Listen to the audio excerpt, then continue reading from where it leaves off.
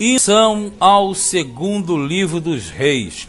O segundo livro dos reis, na verdade, nós sempre falamos, pela ordem é o sétimo da classe dos livros históricos e é o quarto a tratar da monarquia israelita ou da monarquia em Israel.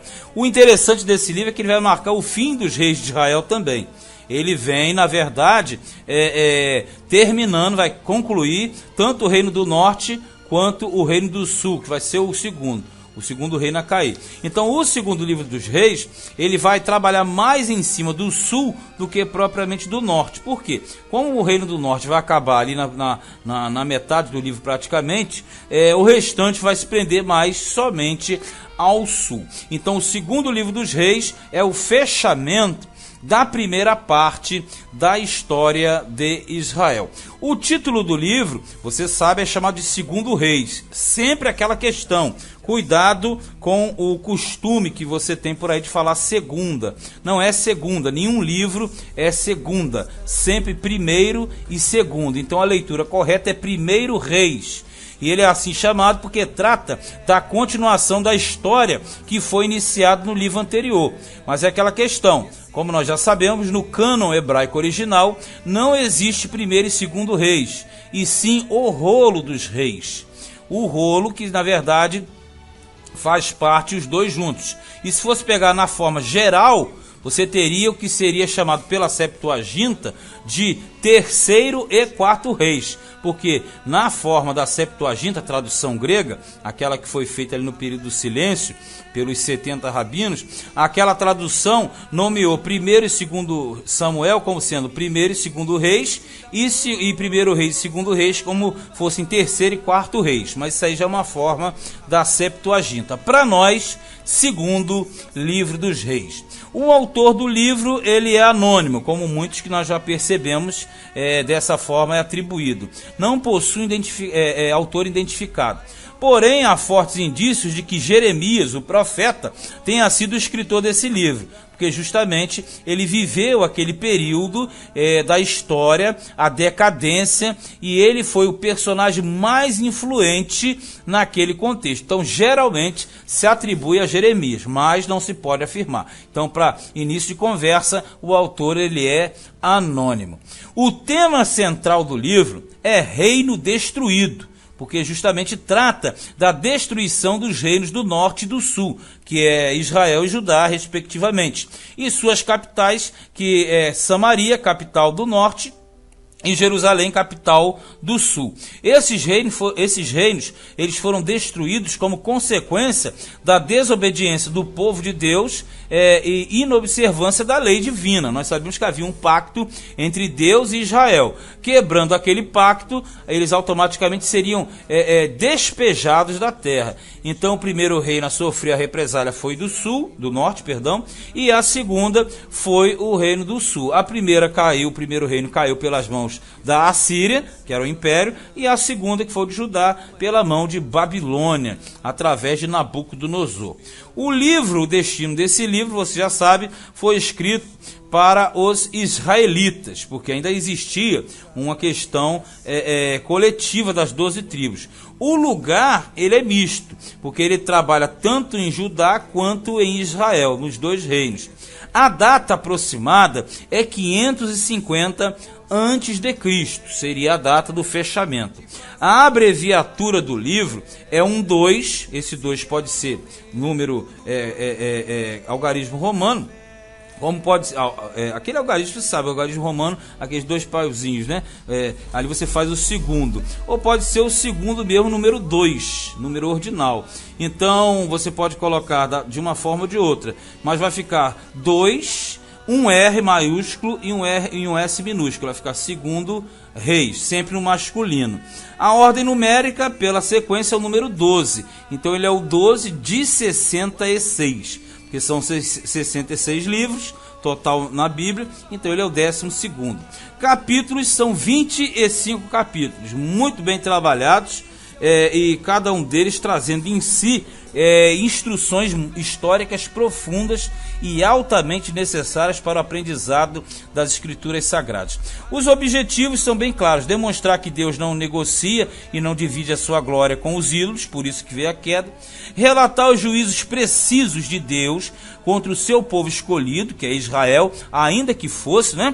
E deixar isso bem claro, uma clareza de que o cativeiro dos reinos de Israel e de Judá foram uma punição, ou foi, ou é uma punição sobre o povo deles, se mostrando que, apesar de ser o povo eleito, não se evita a punição. O conteúdo do livro, como nós já falamos, de uma forma geral, ele trata em cima da queda do Reino do Norte e depois em cima da queda do Reino do Sul. E tudo isso que foi devidamente avisado pelos profetas, alertado através dos séculos, mas eles, por não observarem a lei de Deus, acabaram na disciplina, acabaram no cativeiro, que era a correção. A extensão histórica é de mais ou menos 255 anos de história. Isso vai de 841 até 586 antes de Cristo aproximadamente. Lembrando que nós estamos tratando aqui somente do segundo livro. Aí você tem que ver a extensão histórica do primeiro, o que no original seria uma coisa só, o primeiro com o segundo. A divisão geral do livro, isso quer dizer assim, a olho nu, quando você bate o olho, o livro se divide basicamente em duas seções. A primeira vai do capítulo 1 até o capítulo 17, que vai descrever justamente os dois reinos, antes da queda de Israel com as 10 tribos, que é o Reino do Norte, capital Samaria. E já a segunda parte pega do 18 e vai até o 25, que vai trabalhar somente na queda do Reino de Judá, que foram as duas tribos, a princípio, Judá e Benjamim, cuja capital central era Jerusalém. Os principais fatos do segundo livro dos reis, nós temos várias histórias interessantes aqui, como por exemplo o início do livro, onde tem Elias subindo aos céus, deixando seu sucessor, que foi o Eliseu. Os milagres de Eliseu, que foram vários, a princípio dobrou o número dos milagres de Elias. A cura de Naamã, o Ciro, que era general do exército da Síria. O Jeú, filho de Ninsi, que foi levantado por Deus para exterminar a casa de Acabe e Baal também da terra, no Reino do Norte. A queda de Samaria, que foi algo também realizado pela Assíria. Ezequias, aí o rei do sul, que foi curado milagrosamente. Senaqueribe, que também tentou invadir Judá, que ele era rei da Assíria e foi destruído pelo anjo do Senhor, né? 185 mil assírios foram destruídos na ocasião. O reinado de Manassés, que foi o pior de todos, foi ele que agravou em extrema maldade em Judá, trazendo o consequente cativeiro.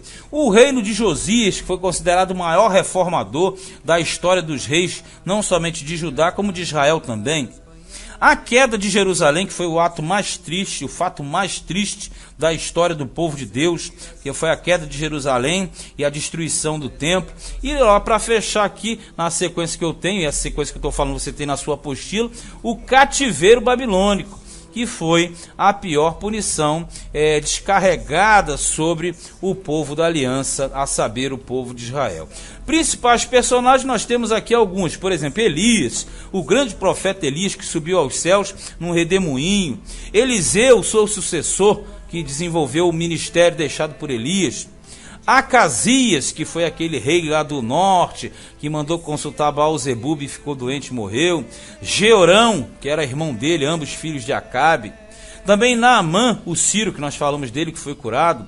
Gease, o servo de Eliseu, que pegou a lepra do Ciro, porque mentiu.